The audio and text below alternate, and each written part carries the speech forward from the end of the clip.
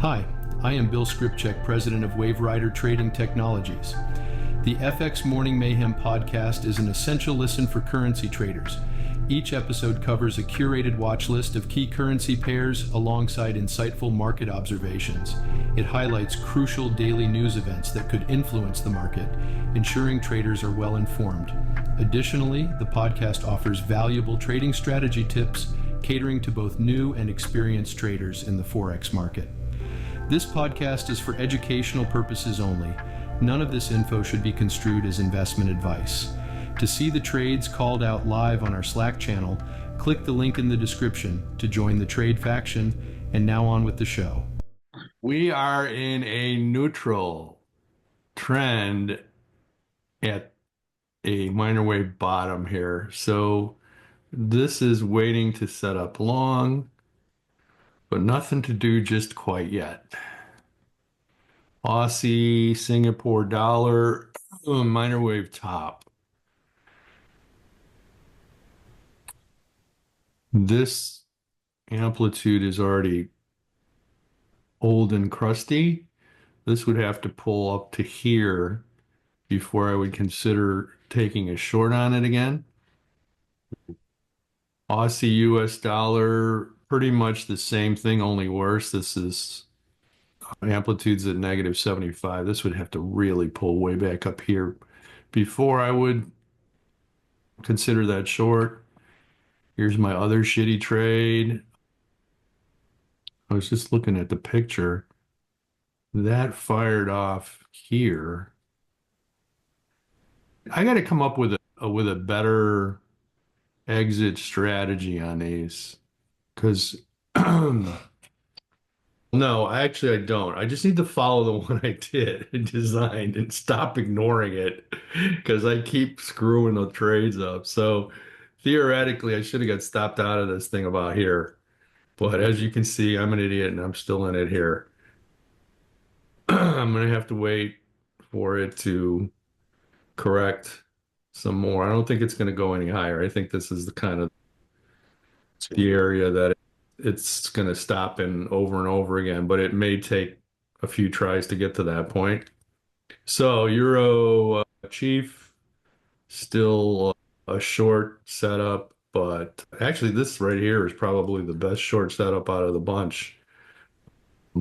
We moved up here to the algo trigger line and we stalled right here. So wouldn't be a bad short right here, or you could do a grid trade waterfall right here. That would be a good place to do that. New Zealand, Singapore dollar.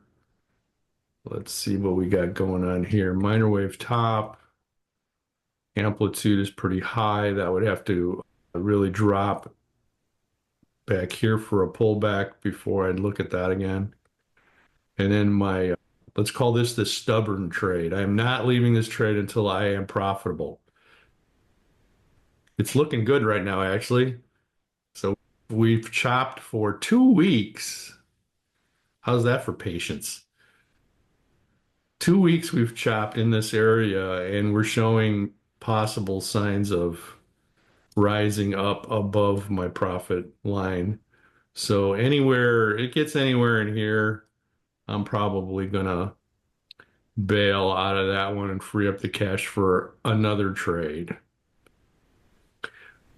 As far as news was concerned today, we had building permits and housing starts US come out. They came in pretty much right at what was forecast, so they had minimal impact on pricing. And then there's nothing else for the rest of the day. So it is what it is. Yep. Okay. So here's your question of the day, Dave. All right. Federal Reserve, why do I care? I don't trade during that day just because I don't know what they are gonna say. But yeah, they're probably the only people I really follow on X, just because they'll tweet something or whatever, and boom, there goes the trade. So It's actually a good idea. I do not follow them on X, but I think I may begin to. Yeah, the Fed has a lot of impact on price. I used to, when I ran a trading room in the past, I used to tell the people just skip today, right? yeah. If it was Fed day, forget it. Just take the day off because it was just too unpredictable. You think it's going to go one way and it goes the other way, and it's crazy. It's almost impossible to trade Yeah.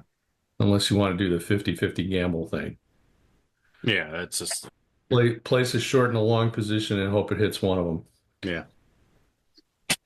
All right, that works. Have a good weekend then.